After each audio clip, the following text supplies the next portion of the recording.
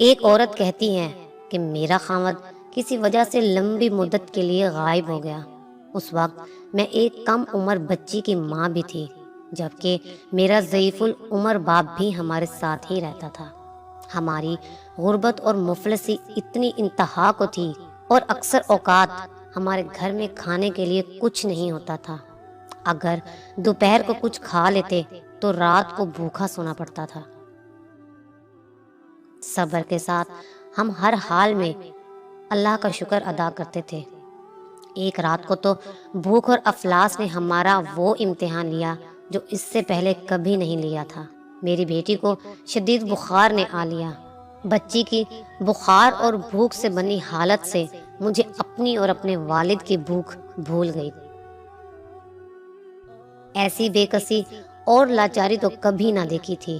بے قراری حد سے بڑھی تو مجھے اللہ تبارک و تعالیٰ کا یہ قول یاد آ گیا، بھلا کون ہے جو بے قرار کی التجا قبول کرتا ہے جب وہ اس سے دعا کرتا ہے، اور کون اس کی تکلیف کو دور کرتا ہے؟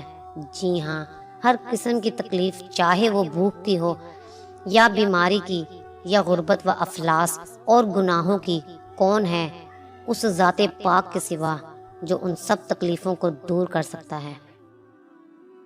یہ سب سوچ کر میں اٹھی اور جا کر وضو کیا۔ واپس آ کر بچی کے ماتھے پر پانی سے بھیگی ہوئی پٹی رکھی اور اللہ کے حضور نماز کی ادائیگی کے لیے کھڑی ہو گئی۔ مختصر سی نماز پڑھنے کے بعد ہاتھ اٹھا کر بچی کے لیے دعا کی، اس کے ماتھے سے پٹی اتار کر دوبارہ پانی سے بھگو کر رکھی اور ایک بار پھر نماز کے لیے کھڑی ہو گئی۔ نماز کے بعد ایک بار پھر بارگاہ الہی میں دعا کے لیے ہاتھ اٹھائے، دعا سے فراغت پر پانی کی پٹی تبدیل کی اور دوبارہ نماز کے لیے کھڑی ہو گئی۔ اور یہ عمل میں نے کئی بار کیا۔ جب میں یہ سب کچھ بار بار دہرا رہی تھی تو کسی نے دروازہ کھٹکھٹایا۔ اسی حیرت کے ساتھ، بھلا رات کے اس پہر کون ہو سکتا ہے؟ میرے والد نے پوچھا، کون؟ اور جواب آیا کہ میں ڈاکٹر ہوں۔ میں اور میرے والد، ہم دونوں ایک دوسرے کو حیرت سے دیکھ رہے تھے کہ اس کو کس نے بلایا ہے۔ میرے والد نے جا کر دروازہ کھولا۔ ڈاکٹر نے آتے ہی پوچھا کہ مریضہ کدھر ہے، اور ہم نے سادگی سے بچی کی طرف اشارہ کر دیا۔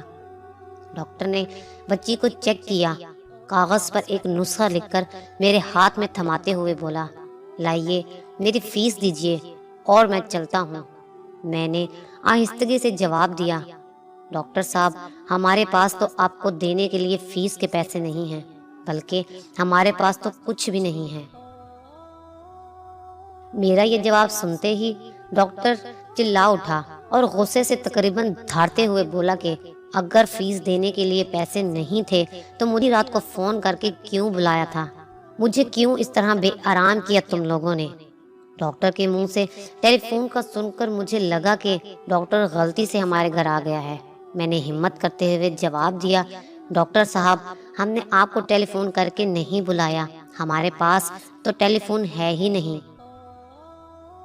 یہ سن کر ڈاکٹر نے مجھ سے پوچھا، اچھا تو کیا یہ فلاں شخص کا گھر نہیں ہے؟ میں نے کہا نہیں ڈاکٹر صاحب، فلاں صاحب ہمارا ہمسایہ ہے۔ یہ سن کر ڈاکٹر تھوڑا سا خاموش ہوا اور پھر ہمارے گھر سے نکل کر ہمارے ہمسائے کے گھر چلا گیا، اور ہم خجالت اور شرمندگی سے خاموش بیٹھے رہے۔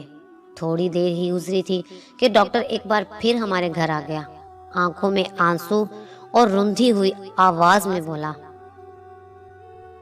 اللہ کی قسم، تمہارے گھر سے اس وقت تک نہیں جاؤں گا جب تک تمہارا پورا قصہ نہیں سن لوں گا۔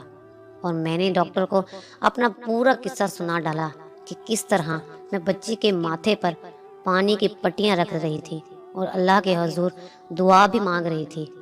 ڈاکٹر جلدی سے اٹھ کر باہر چلا گیا اور کچھ دیر کے بعد ہمارے لیے رات کا کھانا اور کچھ گھریلو ضروریات کے سامان کے ساتھ لوٹا۔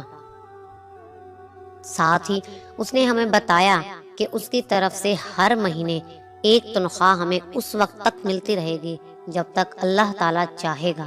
اللہ تعالیٰ مجھ گناہگار سمیت ہم تمام مسلمانان عالم کو ذات رب العالمین پر مکمل اعتماد و ایمان رکھتے ہوئے ہر مصیبت، امتحان، آزمائش اور پریشانی پر صرف اپنا محتاج کرے اور تا حیات عین صراط مستقیم پر چلنے کی کامل توفیق عطا فرماتے ہوئے وقت نزاع کلمہ توحید و رسالت نصیب فرمائے۔